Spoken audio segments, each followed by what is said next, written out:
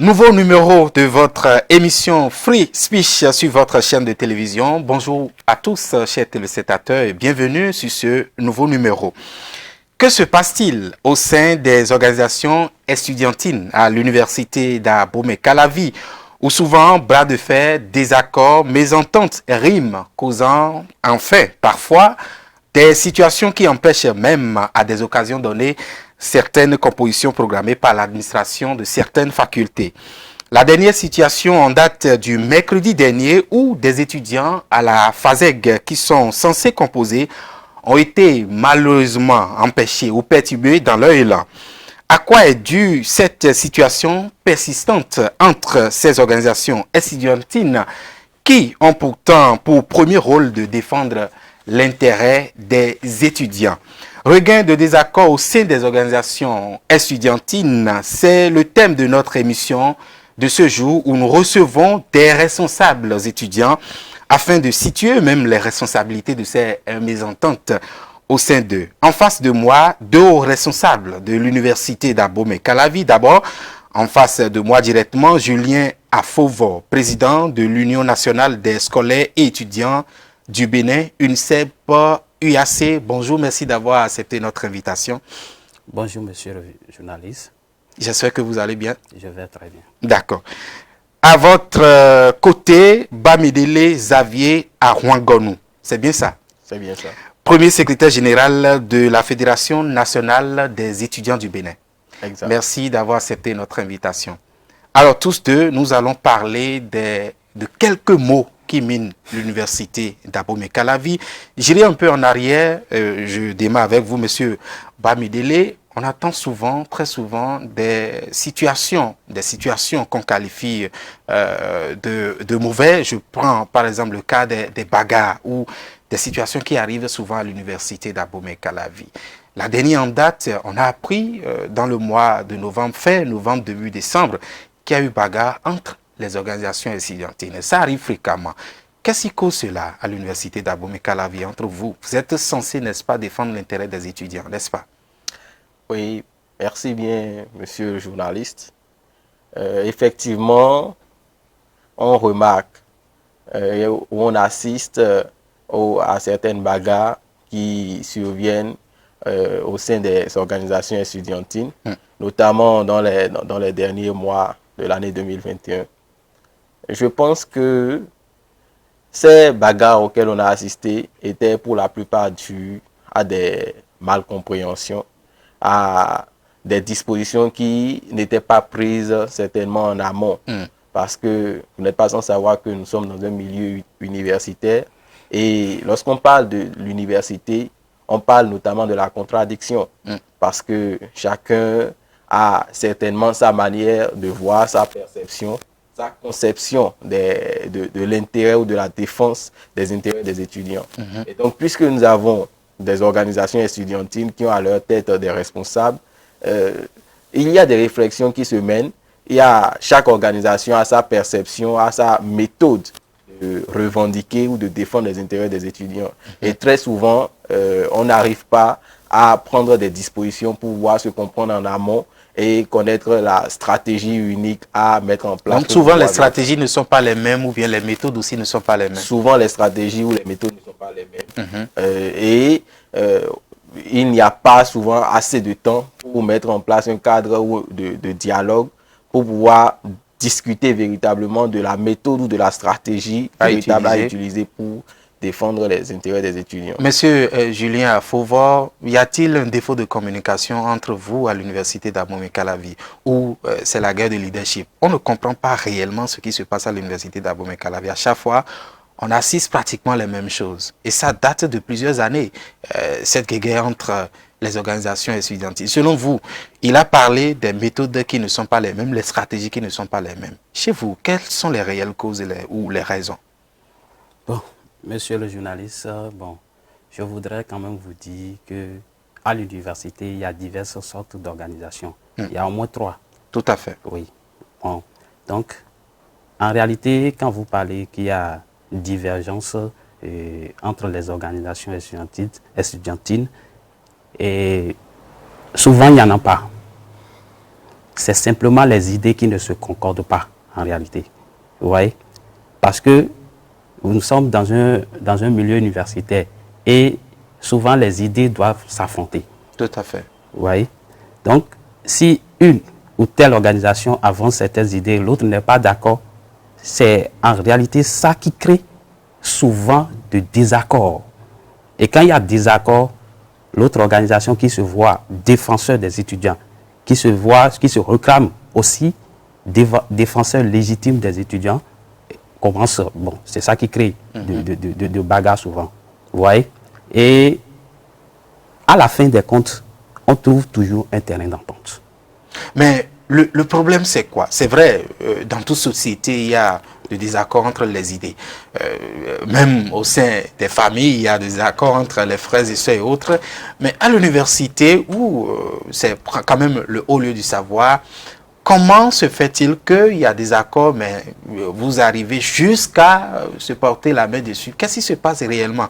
En temps normal, des désaccords, c'est vrai, on peut trouver des terrains d'entente, mais le problème qui aujourd'hui est beaucoup plus mal apprécié par les uns et les autres, c'est chercher jusqu'à porter la main dessus. Qu'est-ce qui se passe en réalité, où on devrait en arriver en main avant de régler une situation? La manière dont vous parlez par rapport à la situation, c'est comme si c'est simplement à l'université que ça se passe. Non, je ne refuse pas, ça se passe ailleurs. Oui, mais à l'université, on veut réellement savoir. On pouvait en amont essayer de trouver une solution à ça. Mais pourquoi se bagarrer avant maintenant de trouver une solution? Voilà. Vous, en tant que responsable, je vous pose la question ici. Est-ce que vous avez, puisque c'est arrivé une fois, deux fois, est-ce que vous êtes arrivé à trouver une solution pour cette situation? C'est-à-dire, désormais, on peut s'affronter au niveau des idées, mais s'affronter physiquement. Est-ce que vous n'avez pas trouvé une idée pour empêcher cela? Écoutez, monsieur le journaliste, je voudrais quand même vous clarifier un certain nombre de choses. Allez-y, vous êtes là pour ça. Vous voyez, nous sommes parmi des étudiants et il n'y a pas un ou deux étudiants à l'université d'Abomey-Calavi.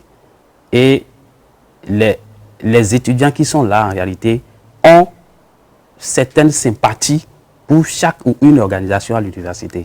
Vous voyez? Donc, quand il y a divergence d'idées entre simplement deux étudiants, la communication s'accentue sur le fait que c'est deux organisations qui se battent. Vous voyez? Donc, c'est la communication qui fait que on sent qu'à l'université, on est en train de se bagarrer. Mais en réalité, mais en réalité, c'est des problèmes qu'on peut régler au sein de nous-mêmes. Sinon, au début, j'ai dit quoi? Qu'à la fin des comptes, on trouve un terrain d'entente. C'est des problèmes que nous pouvons régler au sein de nous-mêmes. Mais vous n'arrivez pas à régler. C'est comme si vous ne maîtrisez pas en quelque sorte vos sujets. Enfin, ceux qui vous soutiennent. Non, mais c'est pas ça. Les étudiants, j'allais dire. Ce n'est pas ça. Ce n'est pas ça. Vous voyez? Les étudiants, ce sont des jeunes. Ce sont des gens qui ont un peu de foudre. Hein? Donc, quand les situations surviennent comme ça, bon, des écarts de langage simplement montrent qu'en réalité que les gens sont en train de se battre là-bas. Les yeux sont gravés de l'autre côté.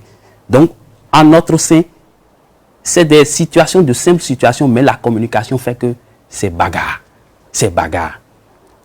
Sinon, en réalité, il y a toujours eu bagarre à l'université. Mais ces derniers temps, c'est comme faute à croire que ce qui se faisait entre-temps, c'est le pire qui se fait maintenant. Mais c'est comme s'il y a maintenant de regain de bagarre en quelque sorte, parce que on entend pratiquement chaque fois il y a bagarre à l'université d'Abomey-Calavi. On vous aurait compris. Monsieur le secrétaire, on va rapidement fermer ce chapitre pour aborder le vrai sujet qui nous intéresse. Aujourd'hui, quelle démarche vous menez ou bien quelles sont les solutions, puisque c'est déjà arrivé plusieurs fois. C'est vrai, on ne peut pas contenir l'émotion de tous les étudiants à l'université d'Abomey-Calavi. Mais comment vous faites pour que désormais, qu'il n'y ait plus de bagarre à l'université d'Abomey-Calavi? Parce qu'après tout, c'est le haut lieu du savoir, n'est-ce pas? Oui. Déjà, comme le président de l'UNICEF le disait, nous sommes à l'université. Et il y a notamment, au sein de la couche estudiantine, il y a deux caractéristiques phares. Un, ce sont des intellectuels, ce sont des gens qui ont au moins le niveau bac, et donc qui ont des idées à faire valoir. Et secondo, la majorité est jeune. C'est dans la tranche de 17 à 30, 35 ans. Donc, il y a encore la fougue de la jeunesse. On a de l'énergie à faire valoir, on a de l'intellect également à faire valoir. Donc, ce n'est pas vraiment évident, ce n'est pas aussi facile que peut-être dans les milieux un peu reculés ou même dans les simples villes où il y a des paysans, il y a des intellectuels, il y a ceci, cela. Tout est mélangé. Tout est mélangé. Ici, c'est que c'est rien que des intellectuels et donc c'est l'élite. Vous comprenez? Donc, ce que nous pouvons faire, ce que nous nous attelons à faire déjà, c'est que il y a des têtes de pont. Après tout, quel que soit le milieu élitiste, il y a des têtes de pont. Il y a des gens qui mènent toujours la masse. Donc, c'est comment faire pour pouvoir nous associer. Il y a eu plusieurs discussions, il y a eu plusieurs dialogues. Les récentes bagarres autour desquelles il y a eu des communications sauvages, on dit il y a la FNEB et l'UNICEF qui se battent. En réalité, ça n'a pas souvent été le cas. Comme le président le disait, c'est deux individus, peut-être l'un qui a de la sympathie ou qui est militant au sein d'une organisation et l'autre qui est également militant au sein de l'autre organisation, qui peut-être se rencontrent au niveau du restaurant et l'autre s'était assis et devait manger, l'autre est venu et dit c'est ma place, donc les deux se mettent ensemble et commencent pas à se battre. Et puisqu'on sait que l'autre est militant au sein de l'UNICEF et l'autre est militant au sein de la FNEB, on dit que c'est l'UNICEF et la FNEB qui sont en train de se battre. Néanmoins, il y a des discussions, il y a assez de pourparlers qu'on a démarré et à chaque fois on échange et on se dit mais comment faire pour que telle personne, comment faire pour que nos gars, ceux-là qui sont militants au sein de nos organisations puissent se calmer, puissent savoir qu'après tout nous sommes des frères. Et l'autre chose également, nous mettons à contribution les associations régionales, associations des étudiants de Porto, de Dogbo, ainsi de suite, qui arrivent quand même à unifier les étudiants. On leur montre qu'il ne faut pas faire la promotion du régionalisme, mais plutôt faire diffuser les valeurs de paix et tout cela. Donc, nous essayons quand même de trouver des stratégies pour que ces images autour desquelles il y a assez de communication et qui ternissent l'image des organisations estudiantines ne reviennent plus fréquemment. Parce que nous en avons également... Vraiment, nous en avons marre. D'accord, nous avons espoir également que suite à vos différentes explications, peut-être à l'avenir, on ne va plus assister à ce genre de choses parce que ça ternit quand même un peu l'image de notre société, de l'université d'Abomey-Calavi en particulier. Alors, le sujet qui nous intéresse beaucoup plus ici, c'est cette information selon laquelle le mercredi dernier, les étudiants de FASEG qui sont censés aller composer, ont vu empêcher, enfin, ils n'ont pas composé parce que finalement, il y a eu un empêchement. Monsieur le président de l'UNICEF, pourquoi avoir, je le dis comme ça, pourquoi avoir empêché les étudiants de composer? Et, monsieur le journaliste, tel que vous parlez, c'est que les responsables ont empêché les compositions. Ce n'est pas le cas. Donc, les responsables n'ont pas empêché de composer. Ce sont des étudiants eux-mêmes qui ont empêché. C'est les étudiants eux-mêmes qui ont décidé de boycotter les examens. Parce qu'il y a un certain nombre de revendications. Ils sont confrontés à un certain nombre de problèmes auxquels l'administration ne veut rien dire. Donc, l'UNICEF a quand même porté, a quand même expliqué de long en large ces problèmes-là aux étudiants. Cela voudra dire que ce n'est pas l'UNICEF qui a empêché, mais ce sont les étudiants eux-mêmes qui ont décidé de ne pas composer. De ne pas composer. Et c'est porté par l'UNICEF. C'est porté par l'UNICEF, sous la direction de l'UNICEF. Quels sont ces problèmes? Voilà, merci. C'est-à-dire, en tout pour tout, nous avons 3 problèmes. Nous avons 3 points de revendication que nous portons toujours haut et fort. Il s'agit du premier point, au premier semestre, c'est-à-dire au début de l'année, tout juste au début de l'année, l'administration a fait sortir une note appelant des étudiants à déposer ceux qui désirent avoir une dérogation pour pouvoir quand même s'inscrire. La dérogation, cela voudra dire qu'ils avaient laissé des matières et ils étaient passés en classe supérieure. Maintenant, il va falloir qu'ils recomposent ces matières. Voilà, c'est bien ça. Exactement. Maintenant, l'administration a fait sortir une note. Et dans la note, c'était mis 5 000 francs. Alors que selon les tests, c'est 2 000 francs. C'est uniformisé, ce n'est pas une particularité. L'administration, dans toutes les universités d'Abomey-Calavi, la dérogation est à 2 000 francs. Toutes les facultés devraient respecter cette note-là. Mais au finish, c'est 5 000 francs que l'administration a pris chez les camarades étudiants. Nous, on a demandé, c'est 2 000 francs que les gens prennent, qui est pris partout dans les universités. Pourquoi la faculté, la FASEG, en réalité, est en train de faire exception? Ça fait partie ça, c'est le premier point. Ça, c'est le premier point. Le second point, ça concerne il y a une matière. Parce que le premier semestre, quand on a expliqué de long en large aux étudiants, on était passé dans les amphithéâtres pour expliquer ce cas-là aux étudiants. L'administration, en même temps, a fait sortir, suite au dépôt des dérogations, a fait sortir un certain nombre de listes. Et en 3e année, il y a des étudiants qui ont déjà soutenu, qui désirent avoir dérogation pour pouvoir finir et rentrer en possession de leur diplôme.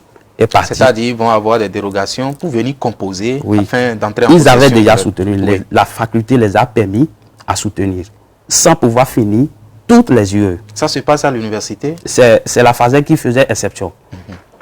Oui. Alors que normalement, on devrait finir toutes les matières avant de soutenir. C'est-à-dire la soutenance, c'est la fin, la clôture pour pouvoir quand même finir le cycle 1. Oui. Ouais. Maintenant, ils ont fait sortir la liste de ceux qui ont demandé dérogation, mais au niveau des étudiants de la 3e année, il y avait des gens qu'on a mis refusés. Donc, on s'est posé la question de savoir si le test a mentionné clairement que si vous arrivez, vous faites tout possible pour arriver en 3e année, on doit vous permettre de finir. Pourquoi avoir encore mis refusé pour ceux-là qui désirent avoir encore dérogation? Est-ce que l'autorité a expliqué la raison pour laquelle... Sans pouvoir expliquer la raison. C'est-à-dire, au confondement, c'est eux-mêmes qui ont pris les dossiers et à la fin des comptes, on est venu nous afficher une liste. Vous voyez? Donc, il n'y avait même pas de raison, il n'y avait même pas de motif. Quand on met refusé pour quelqu'un, il doit avoir de motifs. Mais ces motifs-là ne sont pas connus. Donc, nous nous sommes dit, les gens ont déjà soutenu. Mais parce qu'ils doivent quelques matières à la faculté et qu'ils demandent dérogation, il faut encore les refuser. Ceux-là, maintenant, ils ont fait, disons 3 ans banalement dans la faculté sans pouvoir rentrer en possession de leur diplôme, ce n'est pas faisable. Donc, c'est le débat qu'on était en train d'entretenir avec les étudiants. Ça fait partie de la deuxième. Non, c'est toujours le premier cas. Les cas se suivent en réalité.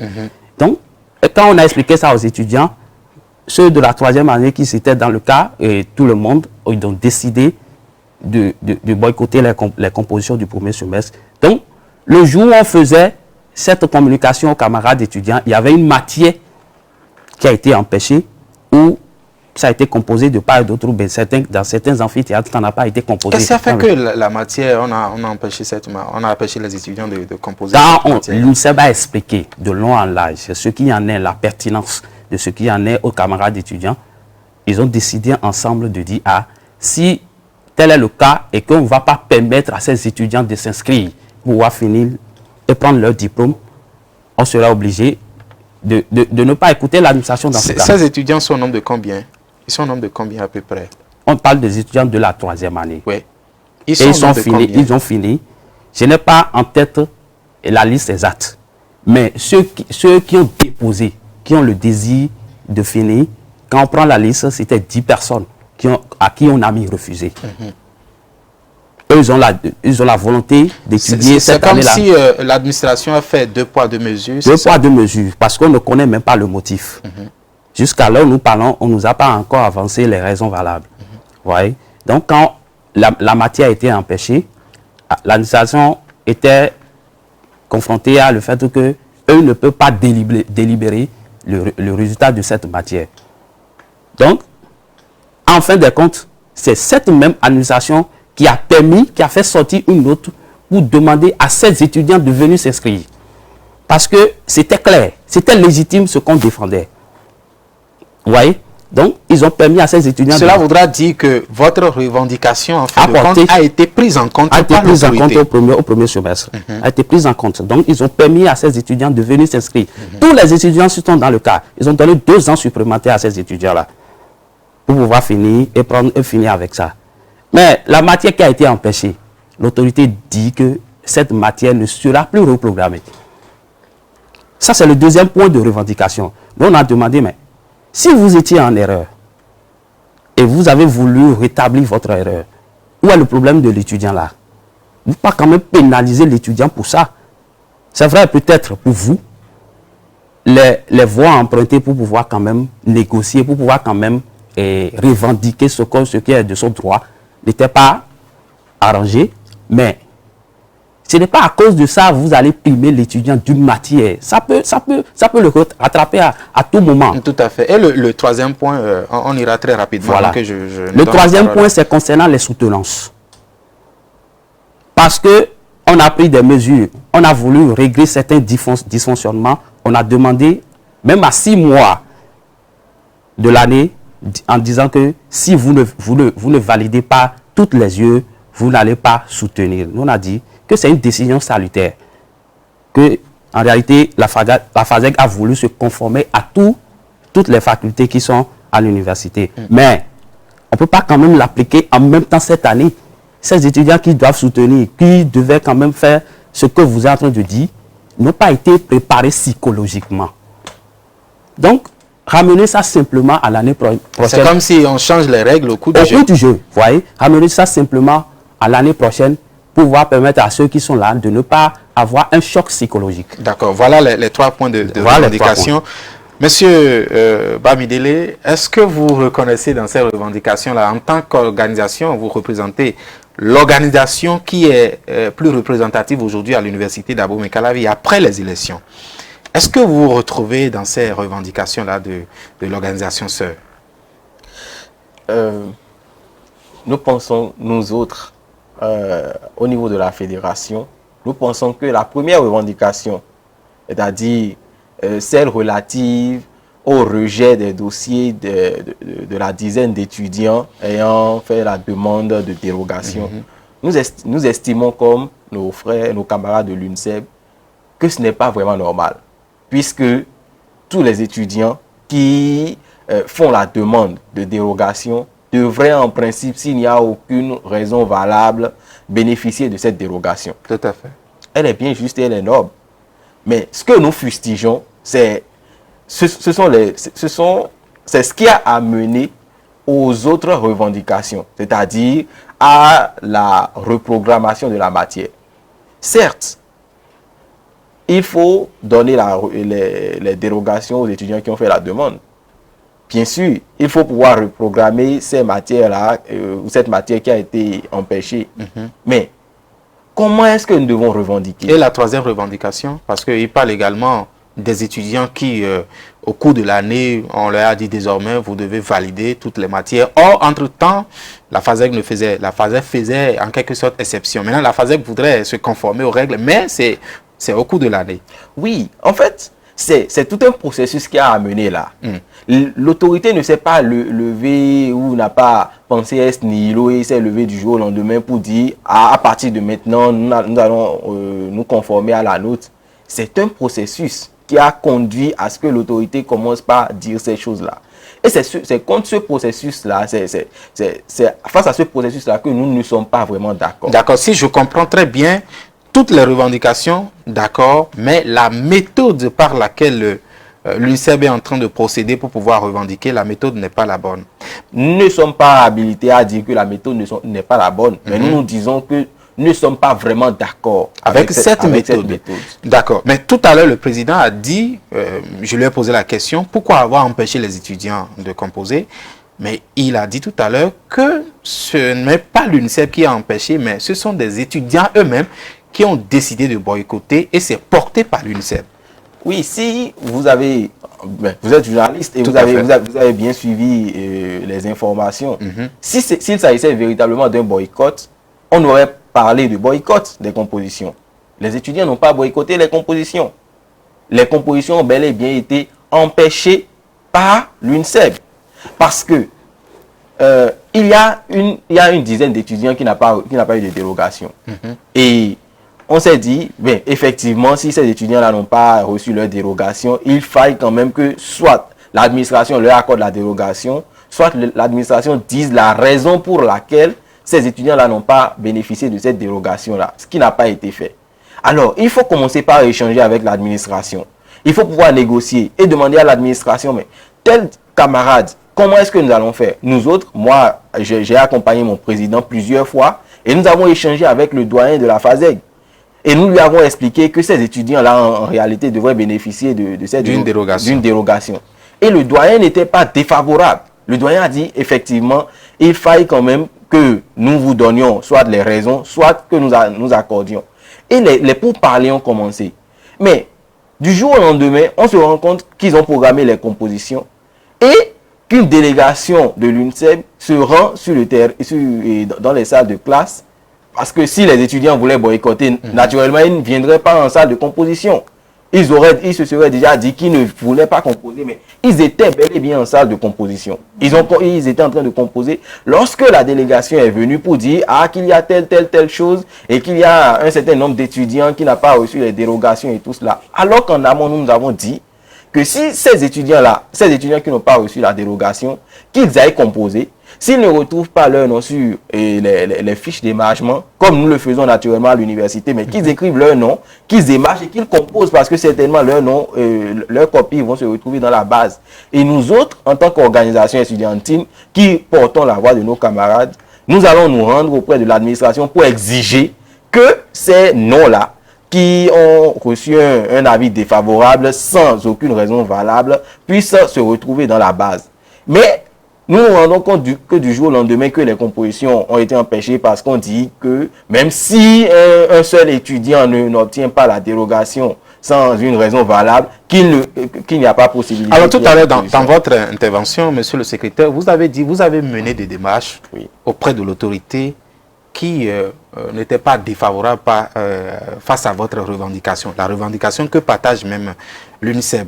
Mais est-ce que l'autorité n'est pas défavorable? Est-ce que vous avez cherché à savoir quelle est la raison pour laquelle ces étudiants, 10 au total, n'ont pas vu leur dérogation accordée? Est-ce que vous avez cherché à savoir la raison pour laquelle? En fait, ce qui s'est passé, c'est que ce problème-là, à l'origine, en un laps de temps, nous sommes passés d'un problème donné à un autre problème, d'un problème à un autre problème, d'un problème à un autre problème, parce que la méthode qui était employée véritablement, vous voyez toutes les revendications qui ont été citées, c'est qu'il y a une seule revendication, il n'y a qu'une seule revendication qui a drainé les autres. Qui a drainé les autres. Et donc, lorsque nous allons voir l'autorité aujourd'hui pour lui parler de tel problème et que l'autorité dit, ok, donnez-nous le temps de réfléchir et de voir véritablement les raisons qui ont conduit à... Parce que certainement, nous parlons d'une dizaine d'étudiants. Donc, si ces 10 étudiants-là ont reçu un avis défavorable, il doit avoir une raison pour chaque étudiant. Lorsque l'autorité nous dit, donnez-nous le temps d'aller vérifier, de vous faire un retour, la prochaine séance où nous venons, c'est qu'il y a un autre problème qui a été causé et le premier problème originaire que nous étions venus régler, ce problème-là est mis de côté. Et là, on se met maintenant à régler le problème. La belle preuve, la dernière fois, il y a eu programmation de composition encore à l'université et ces compositions ont encore été empêchées. Là où nous sommes en train de parler aujourd'hui, ne sommes plus en train véritablement, le problème public ou le problème qui a été inscrit dans l'espace médiatique, ce n'est plus vraiment le problème de dérogation, mais c'est le problème de reprogrammation des compositions. Où est passé alors l'autre problème originel que nous étions en train de défendre? Cela a été noyé parce que la méthode qui a été utilisée nous a encore conduit dans d'autres problèmes. La méthode a été utilisée. La méthode par qui? Est-ce que vous ne voyez pas que l'autorité a en quelque sorte une mauvaise foi? Parce que jusque-là, l'autorité ne vous a pas donné la vraie raison du fait que ces étudiants n'ont pas reçu leur dérogation. Aujourd'hui, lorsque nous allons voir les autorités des canals, c'est que ce problème de dérogation sera réglé parce que pour nous-mêmes, nous ne voyons même pas quelle est cette raison valable à qu'ils vont donner. C'est pour cela que je vous disais à l'entame que nous partageons de fond en comble cette revendication parce que nous ne voyons pas cette raison valable que l'autorité va nous servir pour nous dire que ces 10 étudiants-là ne méritent pas une dérogation. Nous ne pensons pas qu'il y ait une véritable raison. Mais que nous laissons ce problème-là aujourd'hui et que nous soyons en train de parler d'autres problèmes, c'est ce que nous fustigeons. Je ne sais pas si vous comprenez. Je comprends. Pour nous, il n'y a pas une raison valable que l'autorité pourrait nous donner pour justifier le fait que... Donc, oui, vous êtes dans l'espérance que, en entendant que cette revendication-là ne soit satisfaite par l'autorité, il faut que les étudiants composent. Naturellement. Monsieur Afova, est-ce que vous ne voyez pas que vous allez avec une main dure, une main de fer dans vos revendications? Tout à l'heure, il a dit qu'il y a eu déjà des démarches qui devraient aboutir à la résolution de ces revendications-là. Donc, en attendant, les étudiants pouvaient composer. Il a tout à l'heure même parlé de boycott, la différence entre boycott et empêchement, que les étudiants n'ont pas boycotté les compositions, mais c'est plutôt l'UNSEB qui a poussé peut-être les étudiants à ne pas aller composer. Est-ce que vous n'allez pas avec une main dure? Bon, je voudrais quand même vous dire que ce que mon vis-à-vis, c'est-à-dire mon collègue, est en train de dire, n'est pas totalement vrai. D'accord, allez-y. Voilà. Vous voyez, déjà, on est en train de dire, on a parlé du premier semestre où les examens ont été boycottés. Les examens ont été boycottés à cause d'une revendication qui a été prise en compte. Voilà. D'abord, la première revendication, c'est on réclamait pourquoi l'administration a pris 5 000 francs chez les camarades au lieu de 2 000 francs. Je crois qu'après l'administration a réglé cette situation. Non, on part du premier point, c'est-à-dire au départ, c'est-à-dire c'est le départ ça. Maintenant, la seconde revendication, ces étudiants qui ont payé 5 000 francs là, pourquoi on leur a encore refusé la dérogation alors que normalement, on devait leur accorder la dérogation? Ce que nous avons expliqué aux camarades étudiants. Nous sommes entièrement d'accord. Voilà, ce que nous avons expliqué. Si aujourd'hui, mon vis-à-vis est en train de dire que on part d'un problème à un autre problème, c'est-à-dire ce n'est pas tout à fait vrai. Il faut reconnaître dans la faculté, il y a un dysfonctionnement. Au niveau de la FASEG. Au niveau de la FASEG, si les problèmes se suivent, on a voulu régler un problème et que d'autres problèmes arrivent, vous voyez que ce n'est pas bien organisé. Vous voyez ça? Maintenant, par rapport au problème, il est en train de dire que la première revendication a noyé. Je vais lui porter l'information que on a accordé cette dérogation à tous ces camarades-là. Il y a même des gens aujourd'hui qui ne savaient même pas qui allait déposer dérogation pour pouvoir finir. Il y a beaucoup d'étudiants qui sont dans ce cas-là. Mais c'est ceux pour cette année qui ont déposé pour pouvoir finir. Mais l'administration a recyclé tout le monde pour demander à tous ces étudiants qui sont dans ce cas-là de venir s'inscrire. Ça veut dire que la première revendication a été prise en compte. Et puisque la première revendication a drainé maintenant d'autres problèmes dans la faculté parce que ce n'était pas mieux organisé. C'était un dysfonctionnement total. Donc, quand ils ont voulu régler ce problème, il y a le problème de la soutenance qui est venu. Et là, on dit que si c'est comme ça, vous voulez dérogation, vous voulez que ces étudiants viennent composer, alors tout étudiant arrivé en 3e année doit valider toutes les UE avant de soutenir. On a dit, ce n'est pas possible. Ce n'est pas possible. Est-ce que ces étudiants-là étaient déjà préparés? Est-ce que vous avez porté l'information? C'est un problème parce que quand vous rentrez dans la faculté, c'est le problème qui se pose à l'université, ça. Quand vous rentrez dans une faculté, on doit vous présenter le règlement pédagogique. Ce qui ne se fait même pas. Donc, un étudiant qui s'inscrit dans la faculté, il ne sait même pas sur quoi il faut marcher. Donc, c'est au cours du jeu, on commence par changer les règles. Et c'est ça, nous déclinons à la FASEG. On n'est pas en train de faire du mal aux étudiants. Non, on veut régler un problème. Mais monsieur Julien, il faut voir, dès que vous constatez les problèmes, puisque vous venez dégrainer quelques problèmes, est-ce que vous menez des démarches auprès de l'autorité? Qu'est-ce que l'autorité vous dit? L'autorité, en réalité, vous voyez tout ce que monsieur Xavier, le secrétaire général de la FUNEB, a narré. Normalement, quand vous faites des démarches pour des problèmes donnés qui concernent les étudiants, vous devez quand même porter l'information aux étudiants. Parce que c'est ces mêmes étudiants qui sont venus nous voir. Est-ce que vous voulez dire que la FUNEB ne porte pas l'information? S'ils portaient l'information à ces étudiants, est-ce que ces mêmes étudiants viendront nous voir pour dire c'est comme ça, en voulant m'inscrire, j'ai eu tel problème, j'ai eu tel problème. C'est ce qui ne se faisait pas. Parce que moi, je suis surpris de certaines informations-là. Nous sommes quand même dans un milieu universitaire et que l'information qui concerne tous les étudiants doit être brandie. Vous voyez? Donc, nous, les étudiants n'ont pas eu l'information des démarches que vous menez. Et Suite à ça, nous nous sommes rapprochés de ces autorités. Par rapport à cette situation, c'est une seule fois l'autorité nous a reçus. Et la seule fois, ça a été mentionné clairement parce que dans la note qui a été sortie tout récemment concernant la rétrocession des 3 000 francs injustement perçus sur les camarades, ça a été mentionné clairement qu'il y a une réunion qui a été tenue. C'est la seule réunion. Et nous, on a tout dit à l'autorité. On a expliqué, on a plaidé. On a négocié. Si on fait tout ça là et que l'autorité ne veut pas montrer sa bonne foi au début, qu'est-ce que vous voulez qu'on fasse encore? Alors que d'ici peu, l'année va finir. Qu'est-ce que vous voulez qu'on fasse? Donc, on a voulu quand même mettre un peu de la pression pour que l'étudiant soit satisfait, pour que l'étudiant soit un peu à l'aise pour pouvoir étudier. D'accord. Mais tout à l'heure, le secrétaire général disait, je vous repose encore la question, que les étudiants n'ont pas boycotté la composition, c'est plutôt l'UNICEF qui allait empêcher ces étudiants d'aller composer. Il a même expliqué, si c'était de boycott, les étudiants allaient rester à la maison. Mais eux tous, ils étaient là, présents, pour composer quand l'organisation est venue empêcher ces étudiants. Je vais vous apporter quelques éclaircissements. Allez-y, c'est pourquoi vous êtes là. Voilà.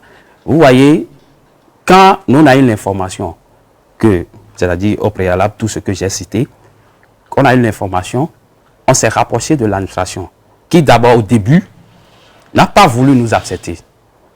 À la fin des comptes, au début, ils ne nous ont pas acceptés. Peut-être la raison principale, ça peut être que c'est la FUNEP désormais qui est l'organisation qui représente les étudiants à l'université. Voilà, la FUNEP qui représente l'organisation et les étudiants.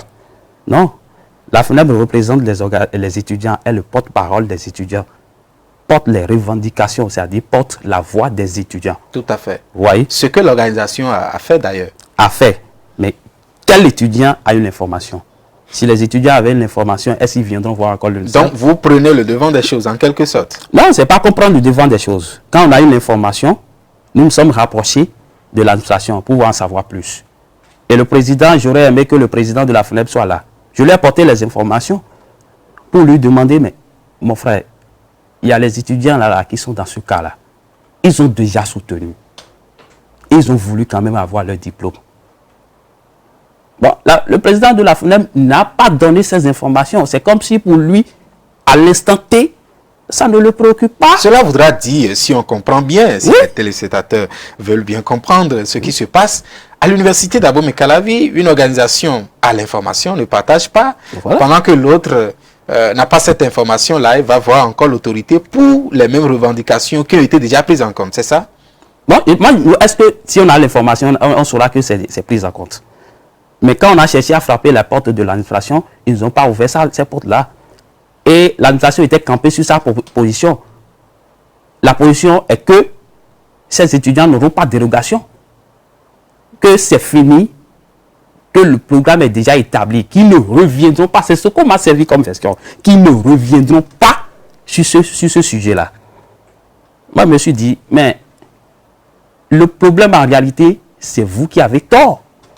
Ce n'est pas l'étudiant qui veut s'inscrire là. Et d'ailleurs, vous avez appelé cet étudiant à venir déposer son dossier et vous refusez encore de lui donner de D'accord, tout à l'heure, on va poser la question au secrétaire général. Pourquoi il n'a pas voulu partager l'information? Bien, comment il a partagé l'information au point où les étudiants n'ont pas eu cette information-là? Mais vous n'avez pas répondu à la vraie question que j'ai posée. C'est par rapport au boycott ou au empêchement.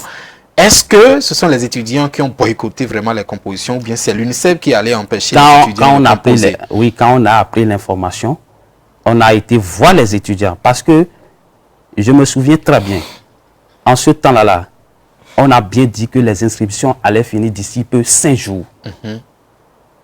Alors qu'on n'a pas encore réglé ce cas-là. Et Madame la ministre a été claire, la ministre de l'enseignement supérieur a été claire. Si un étudiant ne s'inscrit pas jusqu'à telle date, ce n'est plus possible pour lui. Tout à fait. Vous voyez? Ça veut dire que ces étudiants qui n'ont pas été réintégrés, c'est comme si on s'en tient à cette décision, ils ne vont pas s'inscrire. D'accord. Donc, cela voudra dire tout simplement... On a été expliqué aux étudiants, si voilà le problème qui est là, Et si vous n'allez pas, si on ne règle Vous pas avez expliqué aux étudiants, étudiants. C'était le mercredi, la date de la le composition. jour même de la composition, parce qu'on n'avait plus de temps. Pourquoi vous n'avez pas expliqué aux étudiants la veille? Cela voudra dire que votre démarche est d'aller empêcher cette composition. n'est-ce pas, Julien Fauve? On a été voir l'administration presque tout le temps. On était dans l'espérance que l'administration change un peu la dot. Mais l'administration n'a rien fait. L'administration n'a rien fait. Mais pour nous autres, il faut mettre de la pression. Il faut prendre les taureaux par les cornes. Parce que l'étudiant, c'est l'étudiant qui paie. Ce n'est pas l'administration qui paie. Donc, finalement, si je comprends bien, vous êtes allé empêcher les enfants, les étudiants. On l'a d'aller été composer. leur expliquer. Les étudiants, quand on était venu pour expliquer. Est-ce que la démarche, c'est d'aller expliquer? Parce que, écoutez, nous sommes La sur le démarche plateau. était d'aller Les expliquer. téléspectateurs, les parents d'étudiants nous suivent. Oui. Est-ce que la démarche, le mercredi dernier, où une composition a été programmée, est-ce que la démarche est d'aller expliquer ou d'aller empêcher aux étudiants d'aller composer? Le mercredi dernier, vous dites, ou Oui. bien... Le mercredi dernier, il y a eu un empêchement le mercredi dernier. Ça là, c'était le début en réalité qu'on est en train d'expliquer. Et je voudrais quand même vous dire, suite à quand l'administration a voulu être quand même montré, à être campé sur sa composition, nous autres, on a organisé une assemblée générale pour appeler tous les étudiants. C'était le jeudi 16 passé. Pour appeler tous les étudiants, pour leur expliquer en réalité ce qu'il y en est. Et c'est à l'unanimité, les étudiants ont décidé de ne plus composer. Mais le programme était déjà établi. Vous voyez? C'est à l'unanimité. Mais suite à ça... Cela voudra dire que c'est suite à cette Assemblée nationale, Assemblée générale, que les étudiants ont décidé de ne plus composer. Vous êtes porté vers les amphis pour empêcher les étudiants de composer. Écoutez, vous devez être quand même journaliste. Vous devez être quand même sur le terrain. Tout à fait. On n'a pas été dans un amphithéâtre. On ne va pas tergiverser sur ce sujet-là. Monsieur Julien, je dis Julien, Monsieur Xavier, voilà, votre vis-à-vis est-il que vous avez souvent les informations, mais vous ne portez pas ces informations-là à tous les étudiants de l'université d'Abomey-Calavi. C'est ça qui a fait que, n'étant pas au courant de certaines revendications qui ont été prises en compte, ils ont décidé de prendre les taureaux par les cornes en défendant l'intérêt des étudiants, ce qui les a amenés à empêcher les compositions de la fois dernière.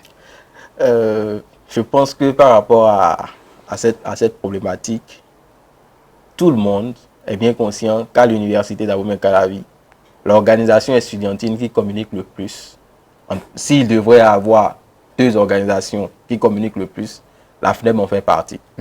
Je n'ai pas la prétention de dire que nous sommes la seule organisation ou la première qui communique le plus. Parce que, d'abord, nous avons nos représentants à la base au niveau de toutes les entités. Et vous le savez. Allons droit au but. Oui. Tout à l'heure, les dérogations ont été finalement accordées. Oui. Où l'autorité a promis d'accorder finalement les dérogations. Mais l'UNICEF n'a pas été au courant parce qu'entre-temps, ces étudiants-là se sont rapprochés d'eux pour dire, voilà, il y a une situation sur tapis.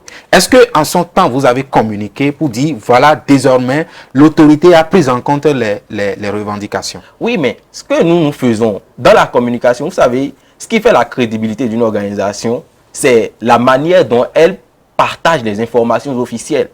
Jusqu'à l'heure où nous parlons, nous n'avons pas encore reçu une note officielle selon laquelle ces étudiants-là auront véritablement les dérogations. Et si nous nous mettons à dire, que telle revendication a été prise en compte et ceci... Mais tout à l'heure, il dit que la FASEG a finalement accordé ces dérogations. Ces étudiants se sont inscrits. Mais vous voyez, lui, il dit que c'est lui, et en parlant, il a dit qu'il m'apporte l'information. Là, ce n'est plus que c'est nous qui avons l'information et que nous ne lui avons pas apporté l'information. Mais est-ce que quand l'autorité a décidé d'accorder la dérogation, puisque finalement ces étudiants se sont inscrits, est-ce que vous avez appris l'information? Mais c'est ce que je vous expliquais. Nous avons nos représentants à la base. Au niveau de la FASEG, la FNEB a un bureau d'une entité au niveau de la FASEG. Et s'il doit y avoir une information qui devrait être portée aux étudiants de la FASEG, c'est le bureau d'une entité qui apporte l'information à la FASEG. Je ne sais pas si vous comprenez.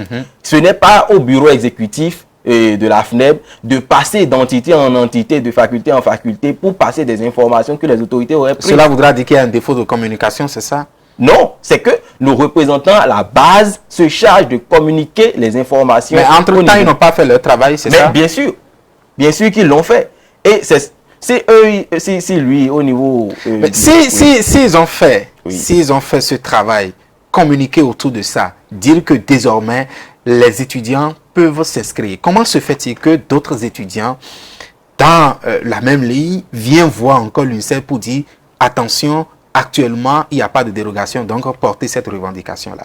Parce qu'il y a un flou autour de ce qui se passe là. Non. Est-ce que c'est après la revendication, est-ce que c'est avant ou c'est après la revendication que la revendication a été prise en compte? C'est là la question. Est-ce que c'est avant ou c'est après la revendication que l'information a été apportée? Tout compte fait, oui.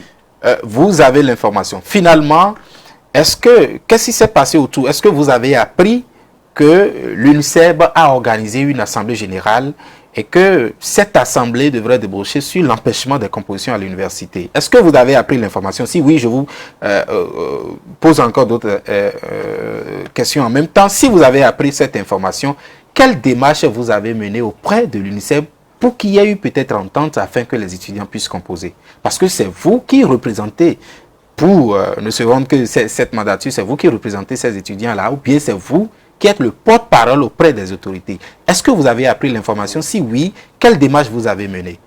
Vous savez, tout à l'heure, je demandais ou je faisais une distinction entre le fait qu'une composition soit empêchée et qu'une composition soit boycottée. Nous avons déjà dépassé cette étape-là. Je dis, par rapport à ces compositions, est-ce que ce sont les étudiants même qui viendront empêcher leur propre composition ou c'est c'est une pression extérieure qui... Tout à l'heure, il a dit que c'est à l'issue d'une assemblée générale qu'ils ont décidé ensemble de boycotter cette composition. C'est relatif. Parce que après cette assemblée générale, combien d'étudiants ont signé le PV selon lequel il ne devrait plus avoir de composition? Après leur assemblée générale, par exemple, nous avons organisé également une assemblée générale. Ah bon? Oui, nous avons organisé une assemblée générale. Avec les mêmes étudiants, c'est ça? Avec les mêmes étudiants, bien sûr. Nous avons organisé une assemblée générale le lundi, avant la composition. Et nous avons reçu les perceptions, nous avons même fait une retransmission en direct pour montrer, pour dire à tous les étudiants, est-ce que par rapport à cet état de choses, vous voulez composer ou vous ne voulez pas composer? Mais les avis étaient mitigés.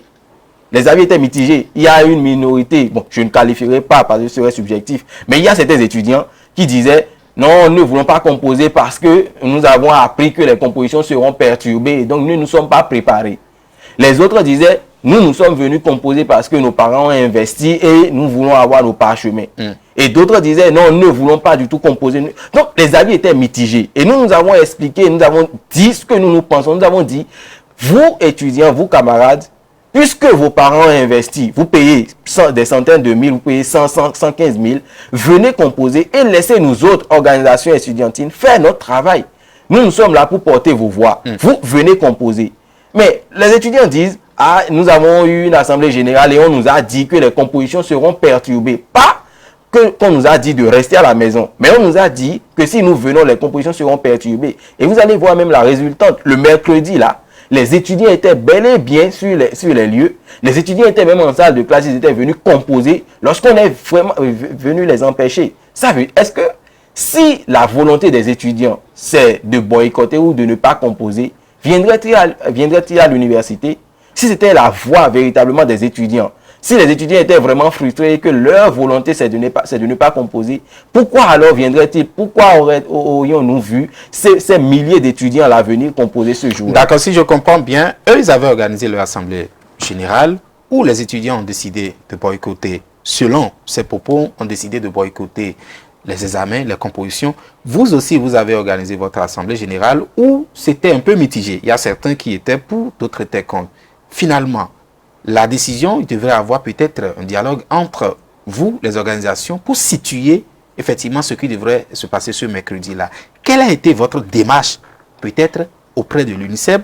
Entre-temps, vous avez appris que l'UNICEF a organisé une assemblée générale qui pouvait peut-être empêcher les compositions. Vous avez appris l'information. Vous avez organisé également votre assemblée générale, d'accord. Mais finalement, quelle a été votre démarche auprès de l'organisation sœur pour que vous puissiez trouver un terrain d'entente? Oui, vous savez, les compositions étaient programmées pour le mercredi. Oui. Eux, ils ont organisé leur assemblée générale le jeudi, ayant précédé cette semaine-là. Oui. Nous avons organisé la nôtre le lundi. Oui. Mais il n'y avait, moi personnellement, je sais qu'il y a assez de choses parce que pour voir le président de l'UNSEB, je n'ai pas besoin de demander une audience. Nous échangeons. J'échange même avec leur secrétaire général. Nous discutons, nous disons, mais à chaque fois que nous discutons, nous faisons part de notre position. Nous disons, et si on faisait les choses comme ceci? Eux autres disent, non, il faut que la lutte continue. Mais étant donné que les positions ont déjà été médiatisées et que ils ont déjà décidé que la lutte devrait continuer et que nous avons déjà dit ceci, il est souvent difficile de faire marche en arrière. Il y a eu assez de discussions qui ont été menées dans les coulisses. Dans les coulisses. D'accord. Voilà, nous sommes pratiquement à la fin. Le temps vraiment file beaucoup. On aurait souhaité aller au plus profond de ce sujet-là qui passionne aujourd'hui les parents d'étudiants. Parce que qu'on le veuille ou non, il y a certains parents qui ne comprennent pas exactement ce qui se passe. Monsieur Julien Afouvo, le fait est là. Aujourd'hui, la composition n'a pas eu lieu. Alors, désormais, les étudiants vont s'entendre à quoi? Puisque vous avez porté leur voix, comme vous l'avez dit, les étudiants ont décidé de boycotter, vous avez porté leur voix. Désormais, qu'est-ce que vous souhaitez faire pour que ces étudiants-là puissent composer ou bien pour que ces étudiants-là puissent entrer dans leurs droits réellement? Parce que les parents ont payé. L'autre a dit tout à l'heure que ces parents ont investi sur leurs enfants. Ok, merci beaucoup. Et moi, je pense que d'abord, quand on a enclenché ce mouvement, à l'unanimité, c'est les étudiants qui ont décidé. Je suis totalement contre ce que le PSG D'accord, on ira très rapidement. Est en train de dire. Mais il faut, vous avez encore eux-mêmes qui ont décidé. Oui. Les preuves sont là, oui. Les vidéos sont là. C'est eux-mêmes qui ont décidé. Et moi, je ne sais pas pour l'Assemblée générale de la FUNEB ce qui a été décidé, mais pour nous autres. Et il vient de le dire. Voilà. Maintenant, d'abord, l'autorité, suite à nos revendications, a déjà fait sortir une note. C'est-à-dire un pas, oui. Une note pour pouvoir dire les 3 000 francs seront remboursés. Oui. Voilà.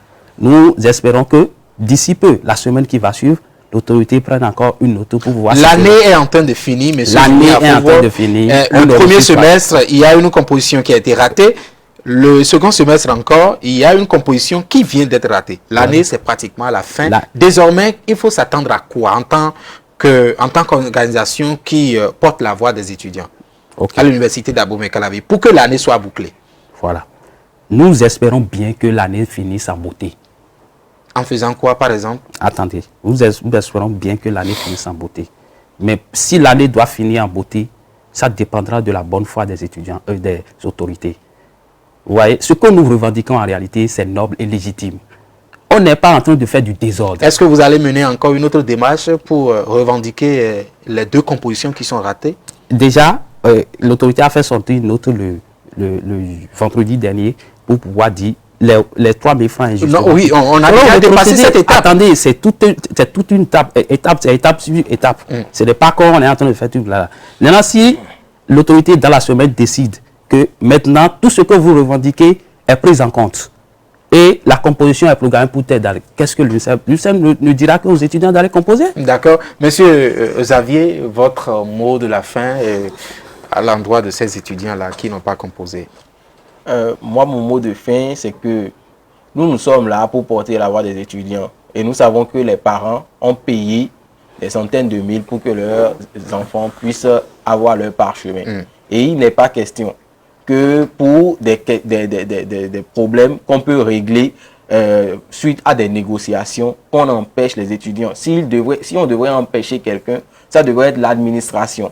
Si on devrait mener des actions, ça devrait être à l'encontre de l'administration et non à l'encontre des étudiants qui se sont déplacés, qui ont payé et qui sont venus composer en toute quiétude pour pouvoir avoir leur parchemin. Ceux-là qui n'ont pas eu de satisfaction, nous devons, en tant qu'organisation estudiantine, porter leur voix afin qu'ils puissent avoir satisfaction et que les étudiants qui ont payé pour pouvoir composer puissent composer en toute quiétude et non ne pas composer parce qu'il y aurait des guéguerres entre administration ou entre organisations. Merci beaucoup, monsieur Xavier Pamidele. C'est la fin de ce numéro de Free Speech où nous avons reçu pour vous 2 hauts responsables étudiants de l'université d'Abomey-Calavi pour comprendre un peu ce qui se passe à l'université d'Abomey-Calavi, surtout avec cette situation à la FASEG où les étudiants n'ont pas pu composer le mercredi dernier. J'espère que, chers téléspectateurs, vous avez compris de fond en comble ce qui se passe. Peut-être avec l'évolution de l'actualité, nous allons encore vous inviter